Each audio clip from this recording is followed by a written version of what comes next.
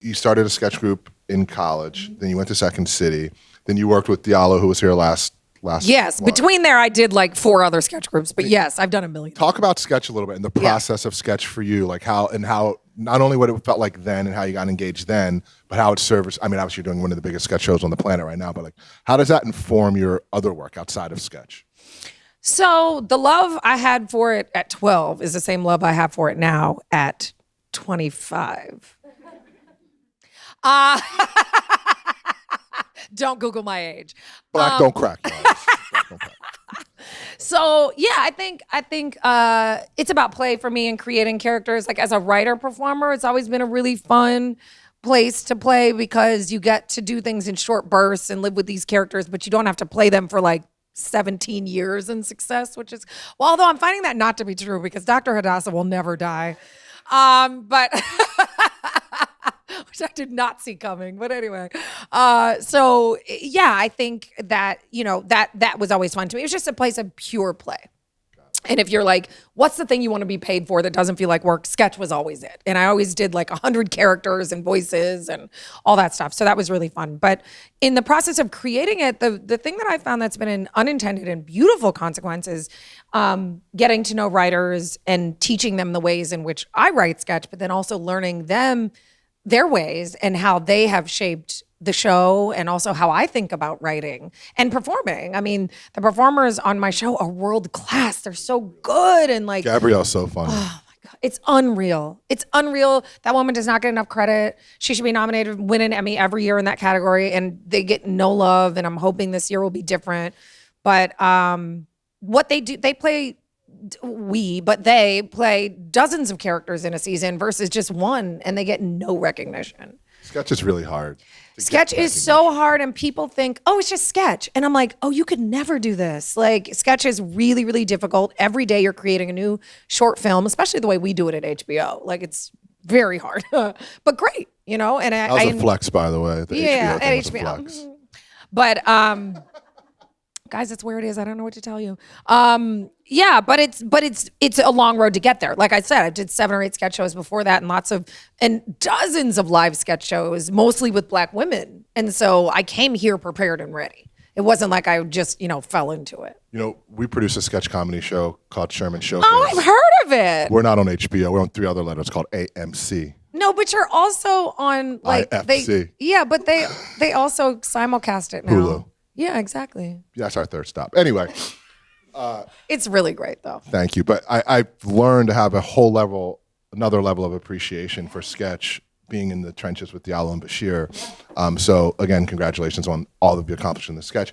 I'm wondering, you went viral. Was this the first time you went viral for Shit Black Guy Say? Was that what it's called? Yeah, Shit Black Guy Say that was my first big viral, like over 1 million views. And we're talking over 1 million views in 2006. And you're in LA at this point. Yeah, I'm in LA.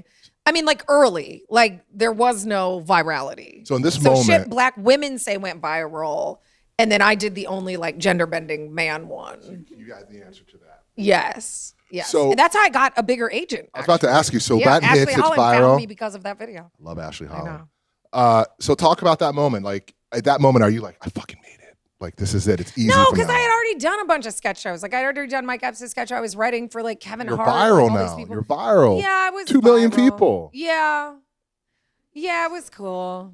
But you didn't have those feels like, oh shit. I remember I made my first independent film for like $1 million. You know what? And I was like driving down Sunset, like I'm killing it. I don't think I realized I was killing it so I could pay my bills, and that was not paying my bills. But I think the bigger one for me was probably the Wayne Brady, Bobby Brown, Mike Tyson one I did for Funny or Die, and Every the Little Step remake. Yeah, that got people don't even know that was me. I'm literally in it, and then I wrote it and created it. But anyway, whatever. People don't know it was me.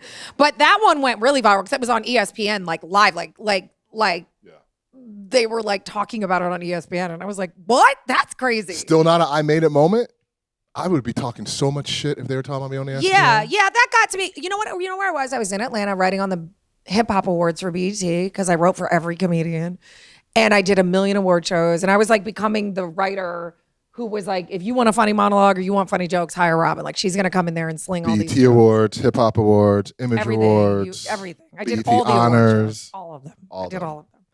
But it was great because that's how I got to know Chris Rock, and that's how I got to know Kevin Hart and Anthony Anderson and, you know, all these people, because they had heard I was writing with Mike Epps, and then I helped him on, you know, that sketch show. And then Jesse Collins, who's a big like producer. Love Jesse. Yeah, he's great. He produces the Grammys and the Oscars and all this stuff now.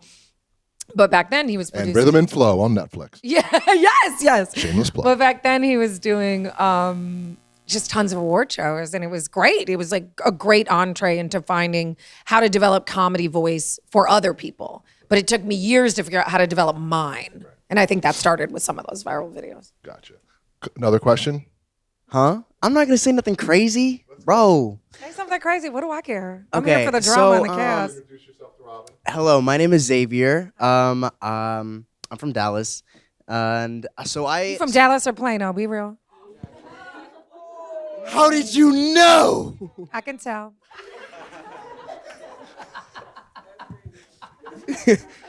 Oh my gosh.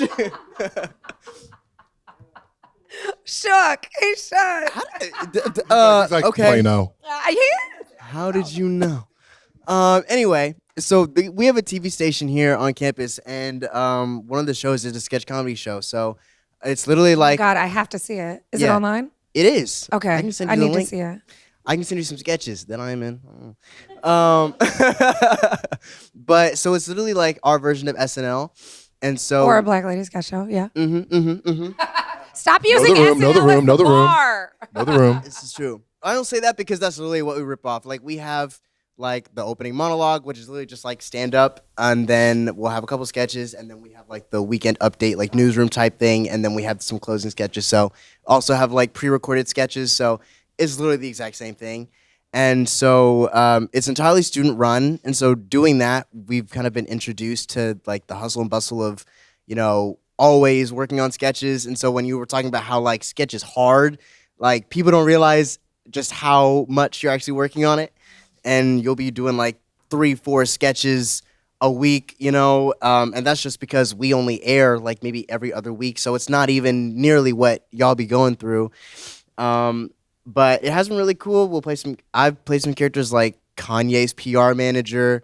I've been Harry Styles. I've been some other problematic characters that I shouldn't have been able to do. But That's the fun of sketch. it is. And so I feel like the interesting thing about it is I'm like the token black writer, actor, whatever on the show. And so that's been an interesting experience because being in a writer's room and pitching stuff, sometimes it'll like fall flat or it'll be like, oh, that's funny. You're black. That's hilarious. And it's like, so just that experience of, you know, people kind of not really understanding my comedy or my culture, but like still people needing like my talent and my skill. So it's like, we can't really set you aside, but we're just going to take what we can and whatever. So I'm curious to know what your experience has been being a black woman working in sketch comedy when you are clearly like the minority in the whole vast world of it. Yeah. Well, so great question. I think for me, I spent a long time fighting for recognition. I auditioned for SNL, got down to the final couple of people and didn't get it, right? And I go, why have I been working all of these years for them to recognize me? Why don't I just create my own? And that's no slight to SNL. All those people are great.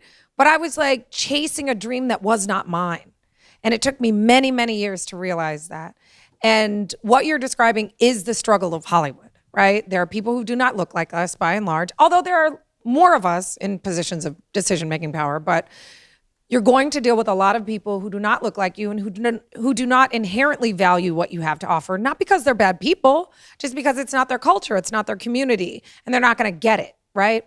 So for me, when I created a Black Lady sketch show, I was intentional about hiring nothing but Black women or female identifying people in my room. And I was intentional about having a cast of Black women because I was like, when we make this, it will be authentic and it will be exactly what we want to do without being told through anyone else's lens. And I think that's the dynamic, and that's why it stands out, because you're not going to get anything else like that on television. A lot of sketch shows struggle because they either have white showrunners forced on them who don't get what they're doing, or because they have executives who are like, can you make this more palatable or more broad or more mainstream? And we were really lucky. I mean, I had sold the sketch show somewhere else when I was still doing my late night show, The Rundown, and I wasn't going to star in it. But then that budget didn't work out, and that network was great, but it just wasn't the right fit. I was still negotiating with them, and Issa Rae, you may have heard of her, came to me and said, girl, when are we going to work together? Like, your late night show just got canceled. What's going on with the sketch show? And I was like, I don't think I'm going to do it. I'm not sure the place where I have it is going to work. And she goes, let's bring it to HBO. And I was like, ooh, hostile takeover? Yes, let's do it. And so HBO was like, yeah, we want it, and we want you to star in it. And they got it from the beginning. And we had a Black executive on the team at the time, which was really helpful. But even now, HBO? yeah, Autumn was on there before she left. But now we have still women of color on the team and people who just get it. But they always were like, yeah, do what you sold us, which is a narrative sketch series featuring Black women living a grounded experience, but in a magical reality. That was really important to me. I knew from doing all these sketch shows for all of these years what I wanted to create. And I knew how to do it in a way that when Ashley Nicole Black came in the first day and pitched, okay, so you know Patti LaBelle, right? And I'm like, stop. You don't have to explain who Patti LaBelle is. It's my neighbor. Right? Growing up, it's my neighbor. Oh, yeah. And she goes, oh, right. Like all these Black women who had like Emmys were having to retrain their brains in the room because of exactly what you're talking about, because we've all spent so much time in rooms where we're the only, and we have to represent and explain our culture before we can explain our pitch. And so unfortunately, I can't tell you that will change in Hollywood, but I can tell you that things are changing. And I can tell you that despite that, we all rise, And so for us, we just have this mecca where she gets to say, okay, so every time you break up with somebody, Patti LaBelle comes and won't stop singing until you sing with her on my own. And I was like, yeah, go write it. Great sketch, and magic was born. But I think for me, that struggle is ongoing, sad to say, but I do think it's getting better. And I think that we're being hired less as tokens and more as voices that are valued. But I will say, when you got your first job, the thing to ask the showrunner is not how much will I make, is not how long are we going to be in the room, and who all going to be there. The question is, why do you want me here? And if that answer doesn't include my authentic opinion and my authentic point of view, and not just a right for the one Black supporting character you have on the show, then get out of there. Do not take the job. And that's going to be so hard. It's going to be so hard because you're going to want that job. And you're going to be like, I don't care if they call me a pickaninny in a room, I'll take it. But don't do it.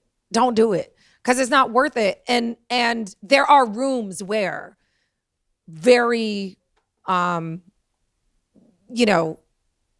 where it's not going to be a super diverse room, but the showrunner is like, I want you here because you're good. And I want you here because I know you have the potential to be everything that you want to be.